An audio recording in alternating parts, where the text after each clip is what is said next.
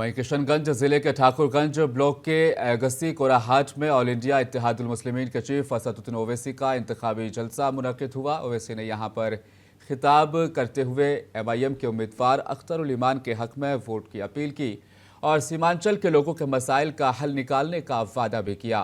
ओवैसी को सुनने के लिए यहां पर काफ़ी तादाद में भीड़ जमा थी। असदुद्दीन ओवैसी किशनगंज में अख्तर उल ईमान के लिए मुसलसल इंतखाबी जलसे करेंगे। सिर्फ 15 मिनट चलने पर ब्रिज बन गया और याद रखो जब अख्तर उल ईमान MP बनेगा तो हम पूरा सीमांचल चलेंगे और डेवलपमेंट लाएंगे इंशाअल्लाह। सिर्फ 15 मिनट चले तो तेजस्वी को पसीना छूट गया। फोन पे फोन, ए अख्तर भाई क्या कर रहे हैं? वो काम शुरू हो गया तो डॉक्टर जावेद 1.5 लाख किलोमीटर चलकर भी कुछ नहीं कर पाए। हम 10 मिनट चल के आपको ब्रिज लेकर आए। तो मेरी आपसे गुजारिश है कि 26 तारीख के दिन आप जब वोट डालने जाएंगे इन तमाम चीजों का आप ख्याल रखिए। आपकी इस विधानसभा में अनानास उगता है, चाय आप उगाते हैं, यहां पर चाय मिलती है, यहां पर आप केला गोला मिर्च पैदा करते हैं, मगर क्या आपको उसको कीमत मिलती है उसकी?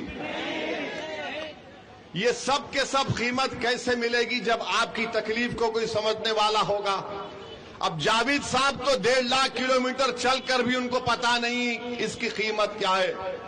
मास्टर सिर्फ पैसे बांट सकता है, मास्टर के पास बहुत पैसा है, मगर याद रखो जो पैसे देता है वो निकालना भी जानता है।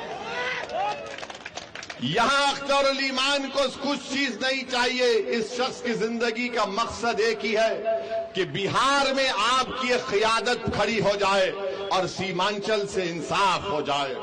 अगर ये 2 काम अख्तर उल ईमान की जिंदगी में हो जाएंगे, मुझे यकीन है कि होगा इंशाअल्लाह ताला। ये हमारी भी जिंदगी का मकसद है कि सीमांचल से इंसाफ हो।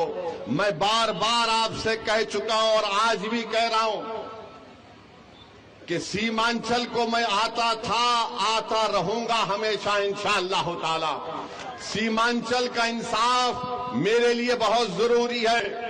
जब तक अल्लाह मुझे जिंदा रखेगा मैं सीमांचल की लड़ाई लड़ता रहूंगा। मेरी आंख जब बंद हो जाएगी तो अलग बात है, मगर अल्लाह जब तक सेहत और जिंदा रखेगा हम सीमांचल की लड़ाई लड़ेंगे, चाहे कोई